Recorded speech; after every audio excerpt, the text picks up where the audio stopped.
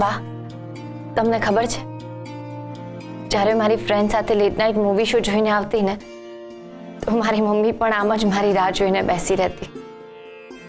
ડેડીને નહોતું ગમતું, એટલે મમ્મી છે ને ચોરી છુપેથી પાછલા દરવાજેથી મને ઘરમાં લઈ લેતી. અને સપોઝ જો ડેડી જાગી જતા ને, તો હું ચાદર ઓઢીને ખોટા ખોટા નસખોરા બોલાવતી. તમારા ડેડીને તમે છોકરીઓ રાત્રે ફિલ્મો જોવા જાઓ એ ગમતું જ નહીં હોય. આઈ નો. ડેડીને તમારું છોકરી હોવું જ અભિશ્રાપ લાગતું હતું. તો ફિલ્મ જોવાની તો વાત જ ક્યાં આવી.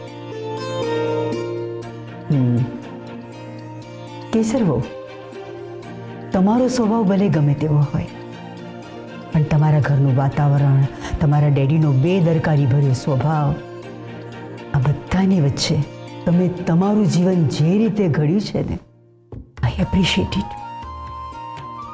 તમારી જગ્યાએ જો બીજી કોઈ છોકરી હોય ને તો ઊભી પણ ના રહી શકી હોત. તમે તમારું ઘર અને તમારી નોકરી બંનેની જવાબદારી ખૂબ સુંદર રીતે નિભાવી છે. બા, ખરેખર તમારો દાખલો અમારા માટે ઉત્તમ છે. સાસુએ કહ્યું એટલે કોઈ પણ ભોગે એ કામ કરવાનું જ, અને ડ્યુટી પણ કરવાની. સાસુને પણ ખુશ રાખ્યા અને તમારા સિનિયરને પણ. તમે ઈચ્છતા હોત તો અમને કહી શક્યા હોત કે અમારે ડ્યુટી પર જવાનું છે, પણ તમે એવું ના કર્યું. ગુડ, વેરી ગુડ કેસર વહુ. પણ બા, આમ બધું કામ મેં એકલી નથી કર્યું. એમણે પણ મારી બહુ જ મદદ કરી છે. કેસર વહુ, એ અગત્યનું નથી. તમારામાં કામ કરવાની ધગશ તો હતી ને.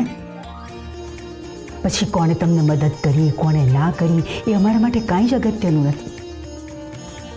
હર્ષવર્ધનસિંહની મદદ તમે એટલે લીધી કારણ કે તમારી કમર દુખતી હતી. તમારી કમર જો ના દુખતી હોત તો તમે એમની પણ હેલ્પ ના લીધી હોત. બેબીએ કહ્યું અમને. આઈ એપ્રિશિએટ ઇટ.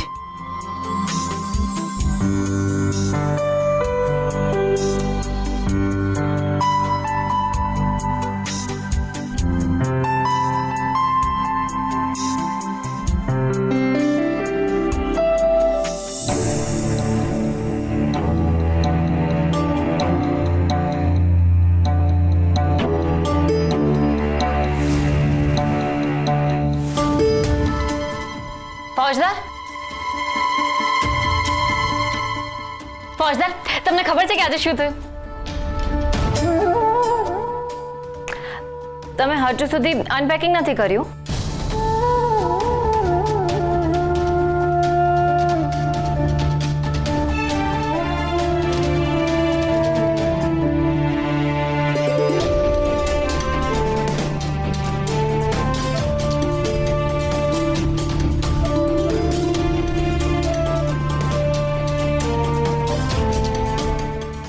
ફોજદાર, શું થયું?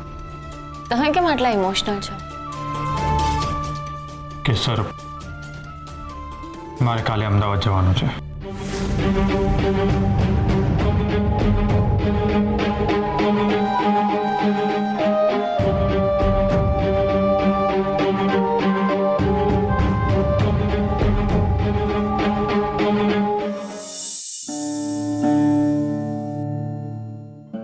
આઈ નો કેસર, આ પરિસ્થિતિ અનુકૂળ નથી, પણ અમારે જવું પડશે.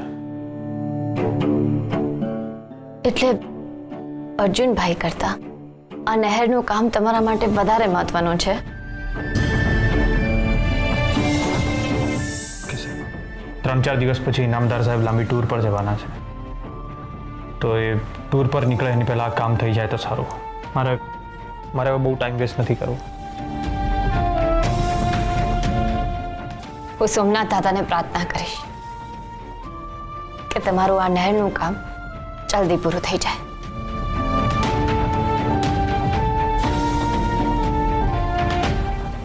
કેસર, મારે અત્યારે તારા ટોન્ટની નહીં પણ તારા સપોર્ટની જરૂર છે.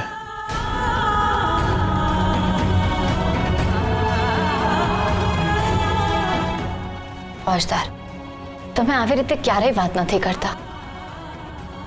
હર્ષદાર, મને કહેશો વાત શું છે? કે સર, મારા એક ફ્રેન્ડની ડેથ થઈ ગઈ છે.